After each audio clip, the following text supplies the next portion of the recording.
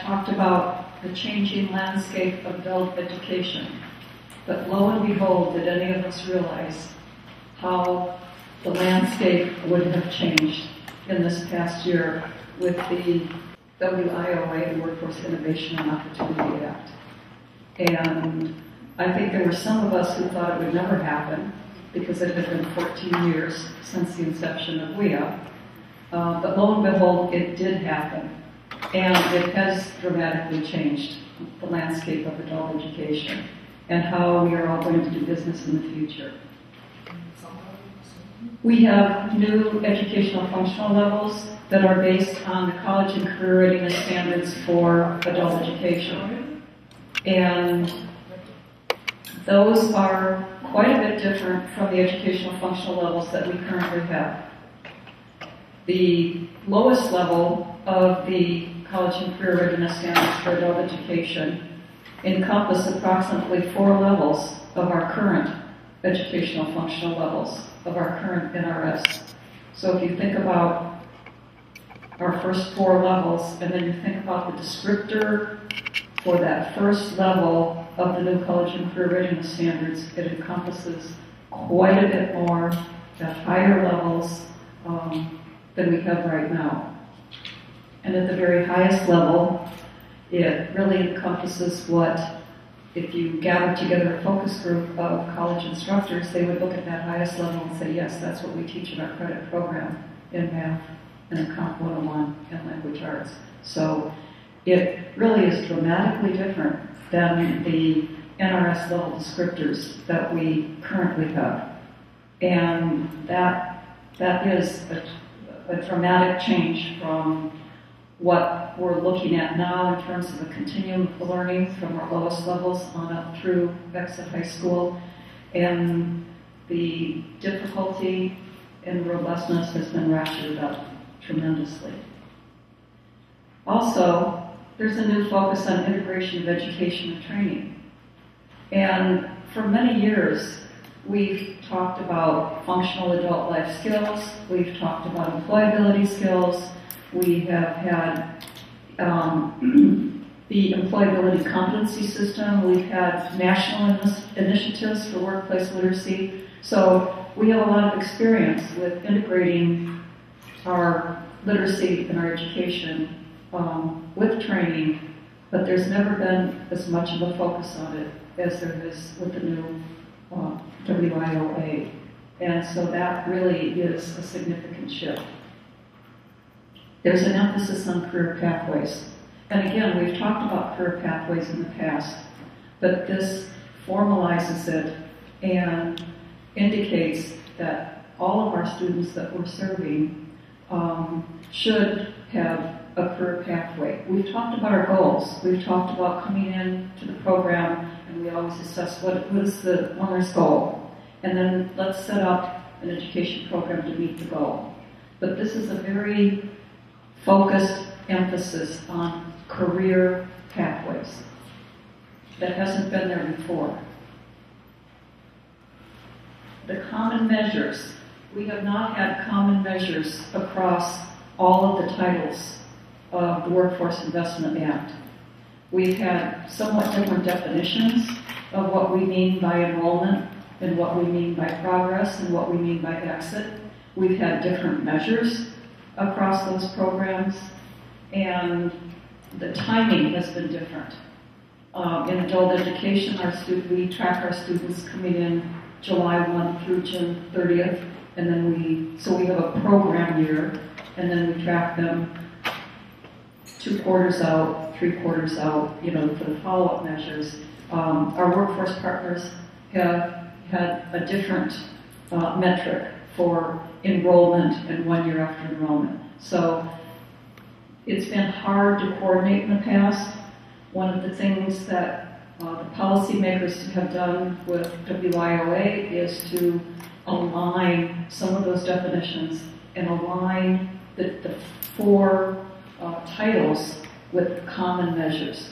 So all of the titles of WIOA now have the common measure of skill gain. All have the common measure of the employment measures post-secondary, and wages. And the wages and earnings, that includes adult ed. There's other indicators of progress that have been introduced across all the partners. Credentials, degrees, completion, and those in some cases have yet to be defined. And we need to be looking at that and saying, how else can we talk about the progress that our learners are making? Currently, with NRS, we're tracking by level completion.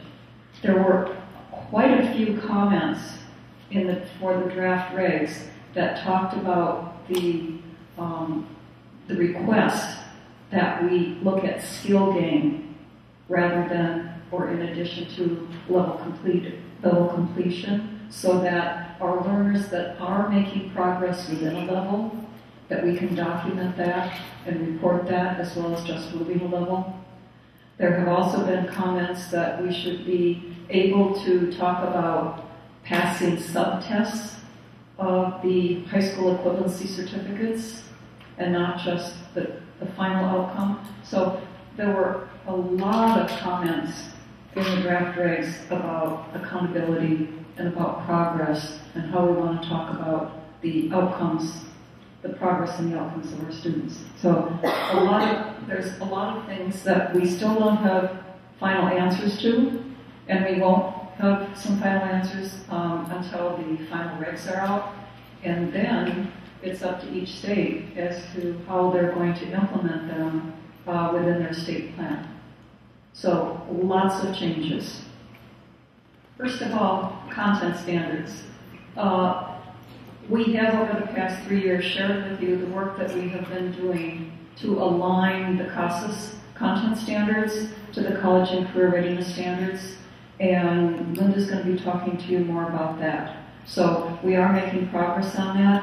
We will have crosswalks for you to show you that, and there will be focus groups today and work groups at the Summer Institute with regard to the reading and the math standards.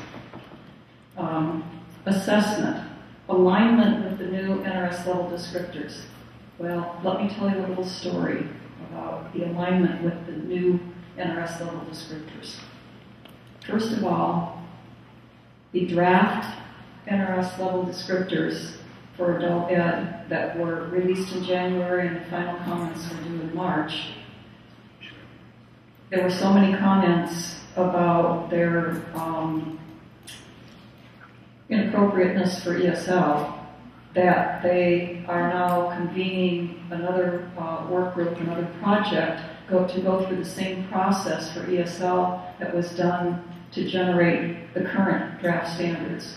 So in terms of where we are with the national standards, we don't have any final standards yet for ABE ASE. They have just convened a new project to go through a process that may take up to 2 years, we don't know, for ESL. And so we don't have any final descriptors. So it's very difficult to do an alignment without the final descriptors. However, we are looking at the current college and career readiness standards, and that's what we've been working with, which is the best we can do until we see what the final NRS level descriptors are. Transitions and documenting skill gains and workforce skills. We're very pleased that with our workforce skills certification system that we have made the transition from the TOPS desktop version to the online version. It's been almost a year in development, and we are starting to roll that out, so that will be available within TOPS Enterprise for those that would like to use it as part of their certification for workforce skills. And we have the National External Diploma Program, which we will talk about, and Stacy will be talking about that. And we are doing several studies. One study with the GED to look at the alignment. It's similar to studies that we've done two previous times when the GED has come out with a new series. And we also are very pleased to announce that we will be starting the study with HiSET, and that will be starting early fall, so that we will be able to look at the alignment with CASAS levels and CASAS scale score ranges and predicting success with both the GED and the HiSET. Technology. We're very much aware that with WIOA, that states and local programs are going to need to share data with their partners, both at the local level, regional level, and the state level.